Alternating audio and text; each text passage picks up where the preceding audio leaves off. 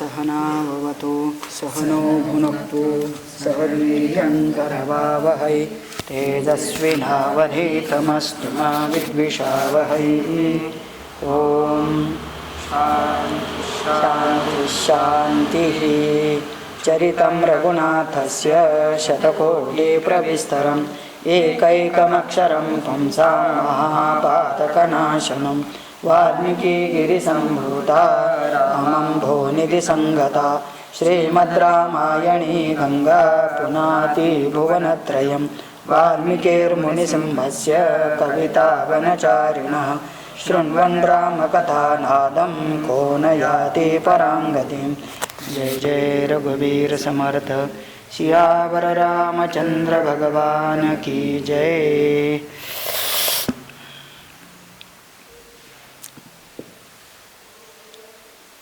श्रीमद् वाल्मीकि रामायण अयोध्या कांडे 33 सर्ग 33 सर्ग। तो राम लक्ष्मण और सीता वन में जाने का पूरी तरह से संकल्प कर चुके हैं। उसके लिए जो कुछ दान धर्म करना था कर दिया, जो अपने भी सुख सुविधा की वस्तुएं थी सब बांट दिए हैं। और अभी राम लक्ष्मण सीता उनके अपने निवास से नगर के रास्ते से होते हुए राजा दशरथ के कैकेयी के महल की तरफ जा रहे हैं। और तब देखते ही कि बहुत सारे दुखी नागरिक रास्ते के दोनों तरफ खड़े होकर के विविध प्रकार की बातें कह रहे हैं। ये सब राम और लक्ष्मण को सुनाई देता है। वो सुनते हुए किसी भी प्रकार की प्रतिक्रिया न देते हुए आगे चल रहे हैं। दत्वा तो सह वैदेह्या ब्राह्मणेभ्यो धनं बहु जग्मतो पितरं द्रष्टुं सीतया सह राघव।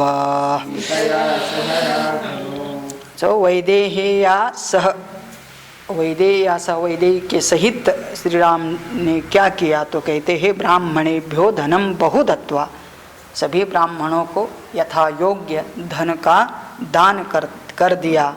और उसके बाद पितरम द्रष्टुम जग्मतुः, पिता के दर्शन के लिए सीतया सह राघवौ, सीता के सहित ये राम लक्ष्मण निकल पड़े हैं। ततो गृहीते प्रेष्याभ्याम आशोभितां तदायुधे मालादामभिरासक्ते सीतया समलंकृते। ततः गृहीते प्रेष्याभ्याम, प्रेष्याभ्याम मतलब राम लक्ष्मण दोनों ने भी अपने दोनों के धनुष्य को स्वीकार करते हुए लेते हुए, वह कैसे थे, प्रेष्य का मतलब अशोभिताम तदायुधे, दोनों आयुध बड़े शोभा थे क्योंकि माला दाम भी ही आसक्ते सीतया समलंकृते, सीता के द्वारा उन दोनों के धनुष्य को माला अर्पण करके फूल से सजाए हुए धनुष्य थे। जैसे हम लोग खंडे नवमी को सब शस्त्र पूजा करते हैं तो बिल्कुल ऐसे ही पूजा की थी, लेकिन ये खाली रखने के लिए नहीं, साथ में लेके जाने के लिए। और एक क्षत्रिय होता है वो हमेशा अपना हथियार अपना आयुध साथ में लेके चलता है। ऐसे राम लक्ष्मण भी अपने अपने धनुष्य को साथ में लेके चल रहे थे। ततः प्रासाद हर्म्याणि विमान शिखराणि च आरोह्य जन श्रीमान उदासीनो व्यलोकयत्। तो अभी लोग रास्ते तर खचाखच भरा था रास्ता, तो राम लक्ष्मण जी को देख नहीं पाते थे। तो कुछ लोग अपने अपने घर के ऊपर चढ़ जाते हैं और वो घरों का वर्णन किया जाता है। तो कहते हैं कुछ तो प्रासाद थे। तो प्रासाद किसको कहते हैं, 3 मंजिले महल को प्रासाद कहते हैं कि 3 फ्लोर जिस घर के है उसको प्रासाद कहा जाता है। दूसरा है हर्म्यगृह, हर्म्यगृह का मतलब राजभवन। और तीसरा है विमान का मतलब होता है 7 मंजिल वाले महल। तो मतलब उस समय भी 7 फ्लोर के अपार्टमेंट्स, अपने पीछे वाला तो 5 वाला है, तो उससे भी और 2 ऊपर इतनी ऊंची मंजिलें तभी भी थी। ऐसे कारागिरी उस समय भी लोग के थे। और कुछ ऐसे राजभवन अथवा भवन थे लोगों के, तो कहते कि उन सभी के ऊपर लोग चढ़ कर के बड़े उदासीन भाव से, बड़े दुखी होकर के, राम लक्ष्मण भी जा रहे हैं, सीता पीछे चल रही है, तो कहते हैं कि वो देख कर के लोगों को भी बड़ा दुख हो रहा था। और पहली बार ऐसे एक चीज़ दिखाई दे रही है कि राम लक्ष्मण और सीता सबके साथ पैदल चल रहे रास्ते पर। नहीं रथ्याशु शक्यन्ते गन्तुं बहुजनाकुलाः आरुह्य तस्मात् प्रासादात् दीना पश्यन्ति राघवम्। तो रथ्या न सुशक्यन्ते गन्तुम, रास्ते पर इतनी भीड़ हो गई थी कि उसमें से चलना बड़ा मुश्किल था, कठिन हो गया था। अतः अधिकतर मनुष्य लोग क्या कर रहे थे, आरुह्य तस्मात् प्रासादात्, तो बड़े बड़े महल के ऊपर जाकर के, बिल्डिंग के ऊपर खड़े होकर के, दीना पश्यन्ति राघवम, बड़े दुखी भाव से ये रघुनंदन को देख रहे थे। पदातिं सानुजं दृष्ट्वा ससीतञ्च जनास्तदा ऊचुर्बहुजना वाचः शोकोपहतचेतसः। पदातिं सानुजं दृष्ट्वा ससीतञ्च जनाः तदा, लोगों ने क्या देखा, रास्ते पर राम जी चल रहे हैं, उनके पीछे उनके अनुज लक्ष्मण चल रहे हैं, और उनके पीछे ससीतम, सीता भी चल रहे हैं। और कैसे चल रहे सब, पैदल जा रहे हैं। तो कहते हैं पदातिम, पैदल जा रहे हैं। ऊचुहु बहुजनाः वाचः शोक उपहत चेतसा, लोग बड़े दुखी होकर एक दूसरे से कह रहे थे, यम यान्तमनुयाति स्म चतुरंग बलं महत तमेकं सीतया सार्धम अनुयाति स्म लक्ष्मणः। यम यान्तमनुयाति स्म चतुरंग बलं महत, जब भी ये चलते थे तो चतुरंग सेना इनके आगे पीछे चलती थी सामान्यतया, लेकिन आज ऐसा दिन है कि इनके आगे पीछे कोई नहीं, नागरिक लोग दोनों रास्ते के दोनों तरफ खड़े थे। तम एकम सीतया सार्धम अनुयाति स्म लक्ष्मणः, आगे वो तो चल रहे स्वयं राम अकेले चल रहे हैं, उनके पीछे सीता और उसके बाद लक्ष्मण चल रहे थे। ऐश्वर्यस्य रसज्ञस्सन् कामानां चाकरोमान् नेच्छत्येवानृतं कर्तुं वचनं धर्मगौरवात्। ऐश्वर्यस्य रसज्ञस्य सन् कामानां चाकरोत् महान्, कहते कि ऐश्वर्य का अनुभव करने वाले तथा सभी भोग्य वस्तु के भंडार भरे हुए होते हुए भी, लेकिन केवल अनृतम कर्तुम वचनम, पिता का दिया हुआ वचन झूठा न हो, इसके लिए आज ये सभी ऐश्वर्य का परित्याग करके रास्ते पर चल रहे हैं। केवल काय के लिए, ये वचन का पालन भी धर्म गौरवात, धर्म का गौरव मतलब धर्म की महानता टिकाने के लिए, धर्म के लिए क्या किया, यही है राम राज्य, यही है राम का महात्म्य के पिता का दिया हुआ वचन को पालन करने के लिए, मतलब धर्म का पालन करने के लिए सब कुछ त्याग करने के लिए तैयार हुए। या न शक्या पुरा द्रष्टुम भूतैराकाशगैरपि तामद्य सीतां पश्यन्ति राजमार्गगता जनाः।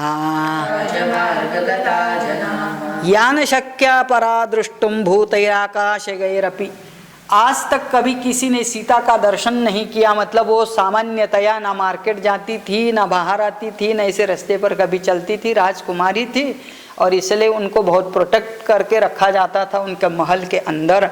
आकाश से भी यदि कोई उड़ के देखना चाहे तो उनको कभी दिखाई न देने वाली सीता ताम आद्य, वही सीता आज पश्यंती राजमार्ग गता जना, रास्ते पर चलने वाले सभी नागरिक देख रहे कि सीता चलते जा रही। यहाँ मतलब कहाँ उनका वो एक महल और प्रोटेक्शन था, और जो सब का त्याग करके सामान्य मनुष्य के जैसे सामान्य के लोगों के बीच में से सीता भी जा रही है।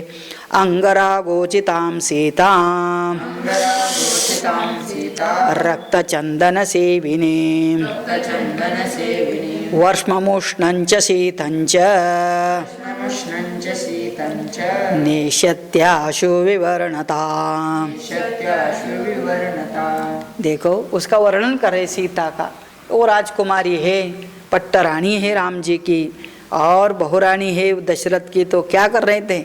सीता च अंगराग सेवन योग्य, मतलब जैसे कि बहुत श्रीमंत लोग हर दिन मेकअप करते हैं, क्या क्या लगाते हैं, वो लगाए के बिना बाहर नहीं आते।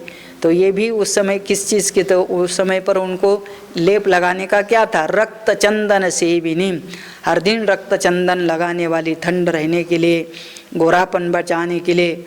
और कभी ऐसे बारिश में धूप में तो घूमने का प्रयास नहीं, क्योंकि जब भी वो बाहर चलेंगे तो रथ में जाएंगे, उसके ऊपर छत्र चामर होगा, ऐसे अवस्था। लेकिन आज वो सब छोड़ करके वर्षम उष्णम शीतम नैष्यतियाशु विवर्णताम, ये तो अभी गर्मी हो, बारिश हो, सर्दी हो, सब के सब का सामना करना पड़ेगा, क्योंकि जंगल में कोई महल नहीं, किसी प्रकार का कोई सहारा नहीं। तो अभी क्या होगा फिर इसका उस सभी सीजन का अनुभव करते करते उसका रंग भी फीका पड़ जाएगा। विवर्णताम, वर्ण मतलब विवर्ण हो जाएगा। अद्यनूनं दशरथः सत्वमाविश्य भाषते नहि राजा प्रियं पुत्रं विवासयितुमर्हति। लोग तो कह रहे आद्यनूनम दशरथः सत्वम आविश्य भाषते, लगता है कि दशरथ को किसी पिशाच ने पकड़ लिया है और इसीलिए वो ऐसी बात कर रहे हैं। क्या बात कर रहे हैं? अपने ही पुत्र को 14 साल के लिए वन में भेजा जा रहा है, जो कि राजकुमार है, सुकुमार था, और सभी लोग उससे बहुत प्यार करते थे। नहीं राजा प्रियम पुत्रम विवासयितुम अर्हति। सामान्यतया यदि कोई पिशाच नहीं पकड़ लेता ना, तो सामान्यतया जो पुत्र उनके लिए इतना प्रिय था उसको इतना मान भी देते थे, और वो इतना सज्जन है, कभी इसके बारे में ऐसे वन में भेजने का सोच भी नहीं सकते थे। तो मतलब क्या है, ऐसा बिहेव कर रहा है राजा कि जस लगता है कि उसको कोई पिशाच पकड़ लिया है। अब यहाँ पिशाच कौन हो गए? कई हो गई लोगों को। क्या तो किसी भी कारण राजा भी इतना हतबल हो जाता है तो कैसे दिखता है? निर्गुणस्यापि पुत्रस्य कथं स्याद् विनिवासनम् किं पुनर्यस्य लोकोऽयं जीतो वृत्तेन केवलम्। निर्गुणस्यापि पुत्रस्य कथं स्यात् विनिवासनम्। क्या सुंदर बोलते हैं। 2 प्रकार के पुत्र होते हैं, एक होता है सगुण और एक होता है निर्गुण। समझ में आया कुछ आपको? सगुण और निर्गुण? हाँ, सगुण और निर्गुण किसको बोलते हैं? जो बहुत गुणवान होता है, कलाकार होता है, जिसके अंदर बहुत खूबियाँ होती है, उसको कहते हैं सगुण।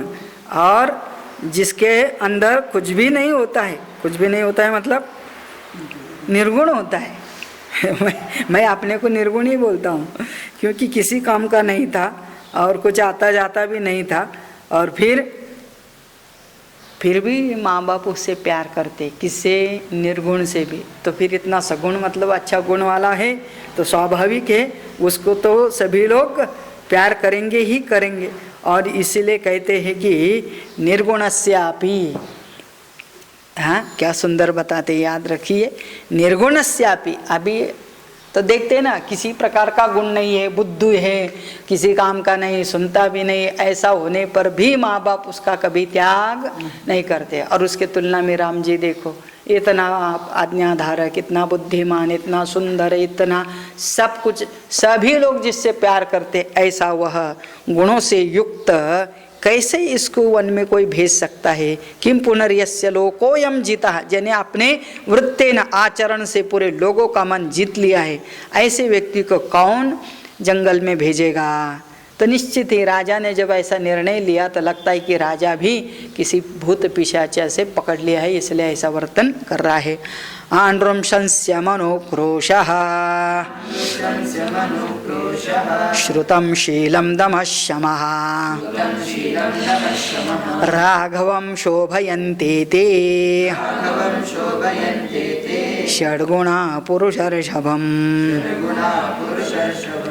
अरे जिसके अंदर इतने गुण हैं, कितने गुण हैं, तो कहते हैं आनृशंस्य मतलब क्रूरता, अभाव, अनुक्रोशः का मतलब दया, श्रुतम, श्रुतम मतलब कीर्तिमान है, शीलम और शील का मतलब आचरणवान है, दमः इंद्रिय निग्रह, शमः मनोनिग्रह, ये सभी गुण किसके अंदर है। राघवम शोभयन्ते एते षड्गुणाः पुरुषर्षभम, पुरुषों में श्रेष्ठ राघव को ये सभी गुण विभूषित कर देते हैं। केवल अलंकार से आभूषित होना ये कोई अच्छे गुण नहीं माने जाते, लेकिन आभूषण कौन होने चाहिए, ये ऐसे गुण होने चाहिए। तो जिसके अंदर अक्रूरता है, दया, विद्या, शील, दम, ऐसे सब गुणों से युक्त राम जी को कौन बोले वन में भेजेगा। तस्मात् तस्योपघातेन प्रजा परमपीडिताः औदकानीव सत्त्वानि ग्रीष्मे सलिलसंशयात्। तो कुछ समझ में आ रहा है क्या? हम लोग भी अपने माँ बाप क्यों प्यार करते हैं? हाँ, हम लोग सगुण हैं या निर्गुण है करके तो अपने हिसाब से देखो, हमारे अंदर कुछ गुण नहीं है ना, तब भी अपने माँ बाप हमसे इतना प्यार करते हैं। तो यदि अच्छे गुण है तो उसको न केवल माँ बाप प्यार करते, पूरी दुनिया भी प्यार करती है। ऐसे को कभी कोई पीड़ा दे सकता है क्या? तो कहते तस्मात् तस्य उपघातेन प्रजा परम पीड़िता।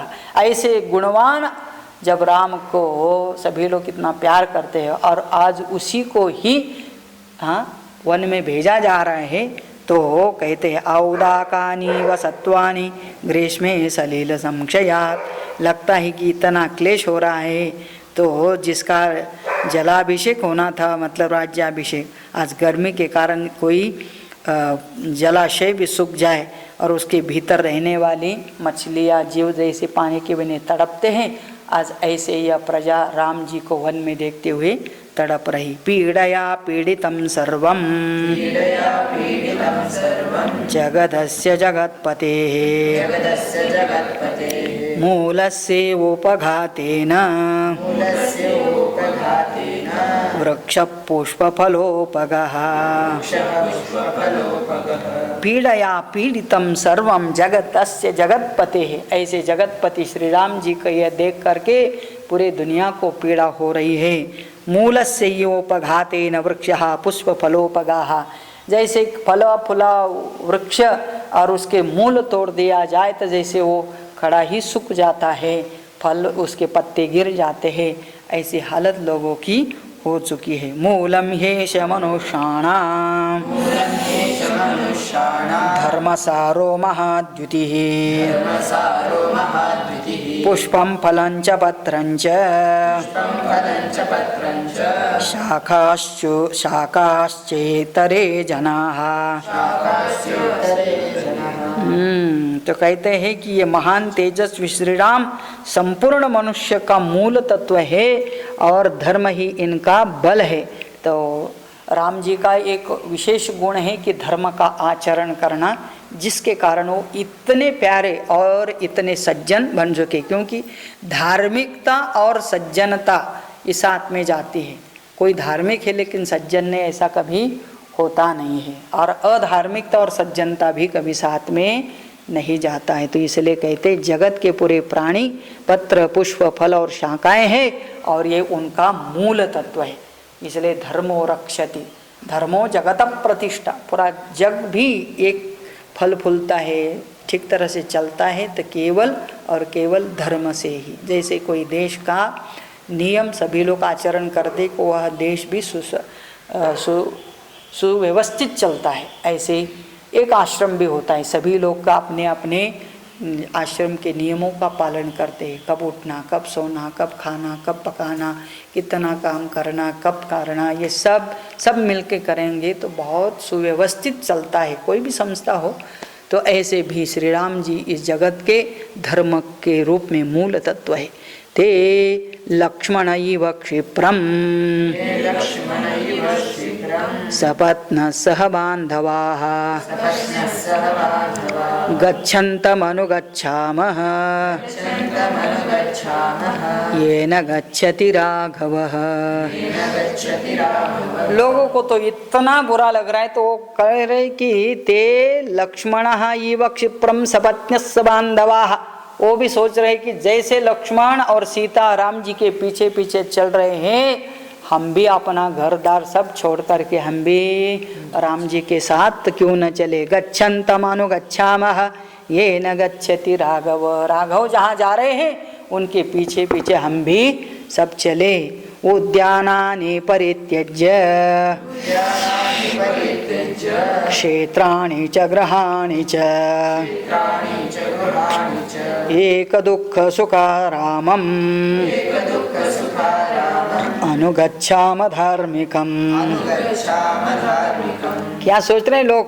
उद्यानानि परित्यज्य, ये सब अपना उद्यान बगीचा ये भी छोड़ देंगे, क्षेत्राणि अपना खेती बाड़ी छोड़ देंगे, गृहाणि च घरदार भी छोड़ के क्या करेंगे? एक सुख एक दुख सुखा, राम जी के साथ उनके सुख और दुख में शामिल होने के लिए क्या करेंगे? रामुम अनुगच्छामः, हम सब लोग राम जी के पीछे चलेंगे क्योंकि वो राम जी ही सच्चा धर्म है। और ऐसे धार्मिकम रामम अनुगच्छामः, क्या लोगों की भावना है, क्या श्रद्धा है राम जी के साथ। वो भी अपना घरदार छोड़ के जाने की बात कर रहे हैं। समुद्धृत निधनानि परिध्वस्ता जिराणि च उपात्त धन धान्यानि हृतसाराणि सर्वशः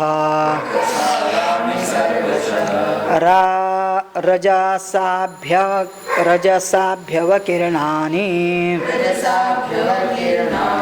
परित्यक्तानि दैवतैः मूषकै परिघावद्भिः उद्बिलैरावृतानि च अपेतोकदमूलधूमानि हीन सम्मार्जनानि च प्रणष्टबलिकर्मेज्जाम् मन्त्रहोमजपानि च दुष्कालेनेव भग्नानि भिन्नभाजानवन्ति च असक्त्यक्तानि कैकेयी वेश्मानि प्रतिपद्यता। तो कहते हैं समुद्धृत निधनानि परिध्वस्त जिराणि च उपात्त धनधान्यानि रतसाराणि सर्वशः। सर्वशः का मतलब सब कुछ। क्या क्या करेंगे हम लोग? घरों की गड़ी हुई निधि काल में आंगना की स्पर्श खोद डालेंगे, मतलब सब ध्वस्त कर देंगे। अपने पास जो है सारा धन धान्य साथ ले ले, सारी आवश्यक वस्तुएं हटा ले, इनमें चारों ओर धूल भर जाए। किसमें? अपने घर के बारे में सोच रहे हैं। ये पूरा नगर, अपना घर दार गली सब मराठी में कहते हैं ना, ओस पड़ो दे, मतलब ये इधर कोई ना रह जाए, भूत बंगला बनने दो, जाने दो, हम लोग के सब छोड़ करके यहाँ कौन रहे? मूषका परिधावत भी उद्बिलैरावृतानि, यहाँ पर सब चूहे आ जाने दो, उन्होंने खड्डा बना दे दो, घुस घुस के आ जाने दो। हाँ, अपेत उदकम धूमानी हीन सम्मार्जानी नीच। अभी यहाँ पर कोई सम्मार्जन नहीं करेगा, झाड़ू नहीं लगेगा, कोई यहाँ बलि वैश्व नहीं देगा। प्रणष्ट बलि कर्म ज्या अज मंत्र होम जपानी च, सब कुछ खत्म होने दो। दुष्कालनेव भग्नानी, जैसे कि दुष्काल आया हुआ है ऐसा सब भग्न जीर्ण होने दो। भिन्न भाजनवंती च अस्मत्तक्तानी कई कई वेशमानी प्रतिबद्धतान, जब हम लोग सब छोड़ के जाएंगे और ये भूत बंगला जैसा बन जाएगा, ऐसे घर में कई कई को आके रहने दो, क्योंकि उसी के कारण आज राम जी को वन में जाना पड़ रहा है। तो भले वो कई और उसका बेटा आकर के ऐसे नगर में रह जाए। वनम नगर में वास्तु ये न गच्छति राघव अस्माभिश्च परित्यक्तम् पुरं संपद्यतां वनम। अभी उल्टा बोल रहे, वनम नगर में वास्तु, let the vana become nagara where the Ram ji is going, जहाँ राम जी रहेंगे वहाँ नगर बनने दो, क्योंकि अस्माभिश्च परित्यक्तम पुरम संपद्यतां वनम। और हमारे द्वारा इस नगरी का जो त्याग किया जा रहा है, ये नगरी वन के जैसे बन जाए। कितना वो उनको तकलीफ होता हुआ कि मतलब क्या है, अभी राम जी जहाँ रहेंगे वहाँ नगर जैसा वातावरण हम बनाएंगे, और जहाँ कई कई रहेंगे उसको वन के सदृश बना दो। तो इसका मतलब क्या है, वनवास को भेजने वाले को ही वनवास का अनुभव आने दो। बिलानी द्रंष्ट्रिण सर्वे सानूनि मृगपक्षिणा त्यजन्त्वस्मद्भयाभीता गजा सिंहावनानि च। और हम लोग सब वन में जाएंगे तो वन में क्या होगा, तो वन में रहने वाले बिल में कहीं खड्डे में है तो वहाँ के पशु पक्षी वन को छोड़कर भाग चले जाने दो। बिलानी दंष्ट्रिणा सर्वे सानुनी मृग पक्षिणा त्यजंतु अस्मत् भयात भीता। हमारे भय से, मतलब इतने सारे लोग आ गए तो हमारा भय से सब जंगली प्राणी जंगल छोड़ के भागने दो, सिंह गजा सब। इसका मतलब क्या है, तो उस वन को हम नंदनवन बनाएंगे। अस्मत्यक्तं प्रपद्यन्तु सेव्यमानं त्यजन्तु च तृणमांसफलात् गानां देशं व्यालमृगद्विजं प्रपद्यतां हि कैकेयी सपुत्रा सह बान्धवैः राघवेण वयं सर्वे वत्स्याम निर्वृताः। अभी क्या होने दो, हम वन में जाने से वहाँ के सिंह हाथी सब हमारे डर से वो भाग के यहाँ नगर में आने दो। मतलब जो घर हमने छोड़ के गया उधर आके रहने दो। तो और ऐसी जगह पर है ना, अस्मत्यक्तम प्रपद्यन्तु सेव्यमानम त्यजन्तु च, हमारे द्वारा त्याग किया हुआ घरदार उसमें ये सब प्राणी आके रहने दो। तृण मांस फलात् गानाम देशम व्याल मृगद्विजम, तो ये पूरा देश भी उन पशुओं से व्याप्त होने दो। और ऐसे राज्य में प्रपद्यताम ही कैकेयी सपुत्रा सह बांधवई, अपने बंधु बांधव पुत्र के साथ लट कैकेयी ऐसी जगह ऐसे उस नगर में रहने दो। हम तो चले राघवेन वयम सर्वे वने वत्स्याम निर्वृता, यहाँ से निकल करके हम लोग सब वन में चले जाएंगे। इत्येवं विविधा वाचः नाना जन समीरिताः शुश्राव राघव श्रुत्वा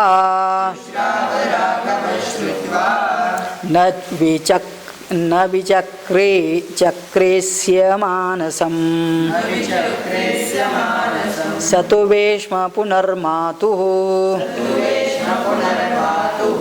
कैलास शिखर प्रभम अभिचक्राम धर्मात्मा मत्तमातंग विक्रमः।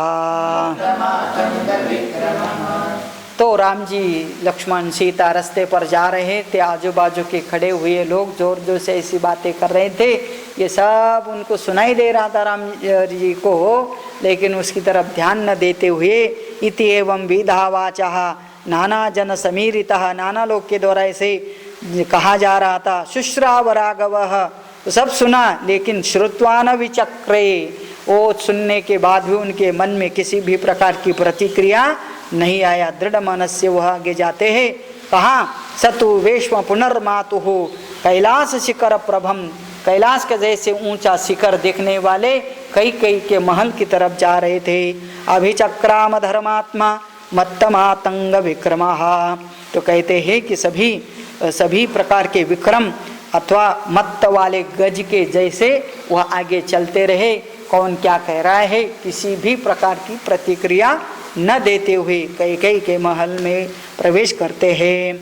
विनीत वीर पुरुषम प्रवेश्यतो नृपालयम्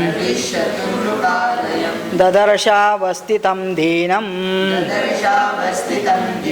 सुमंत्रमविदुरतः।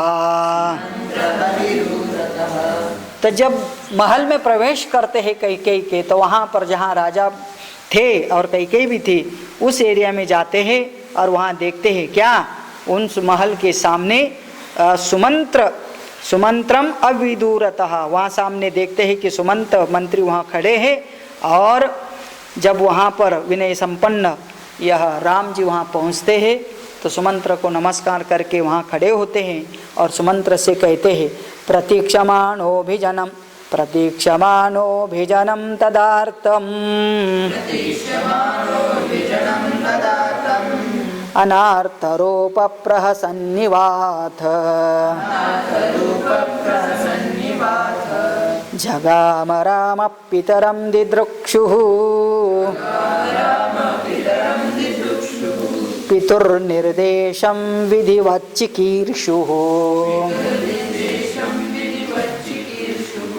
हाँ, प्रतीक्षमाणः अभिजनम तदार्थम अनार्थरूपः प्रहसन इव अथ। तो राम जी वहाँ जाकर के तीनों भी खड़े होते हैं, सुमंत्र जी से कहते हैं कि हम राजा के दर्शन करना चाहते हैं। तो वहाँ नियम था, तो राजा को मतलब मिलना है तब भी मंत्री के द्वारा ही उनके पास जा सकते थे, और इसलिए वो कहते हैं कि मंत्री को, सुमंत को, तो हम राजा का दर्शन जगाम राम पितरम दिदृक्ष हो, राम राजा का दर्शन करने की इच्छा से आया है। पितुः निर्देशम विधिवत चिकीर्षु हो, और काय के लिए आया है, तो वही पिता की आज्ञा का पालन करने के उद्देश्य ही राम वहाँ पर आए हैं। तत्पूर्वमैक्ष्वाकसुतो महात्मा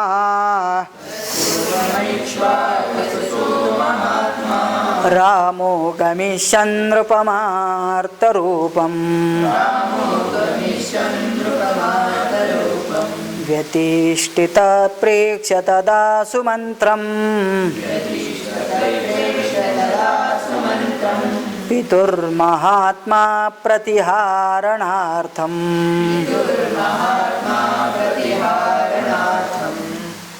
तत्पूर्वम ऐक्ष्यत ऐक्ष्वाकसुतः महात्मा, तो महात्मा उस मंत्री ने देखा राम जी आए हैं। दूसरी तरफ देखते ही कि राजा इक्ष्वाकु वंश के ये सुपुत्र राजा बड़े क्या हुए थे, दुखी आत्मा बन के बैठे थे। व्यतिष्ठित प्रेक्ष्य तदा सुमंत्रम पितु महात्मा प्रतिहारणार्थम, और फिर जब तक राजा की आज्ञा नहीं होती है उनको मिलने का, तब तक वो वहीं रुकना पड़ता है। तो इसका मतलब सुमंत्र ने देखा ये आए हैं और राम जी ने कहा कि जाओ राजा से हमको मिलना है, इसलिए परमिशन लेके आयो। पितुर्निदेशेन तु धर्मवत्सलः वनप्रवेश कृतबुद्धिनिश्चयः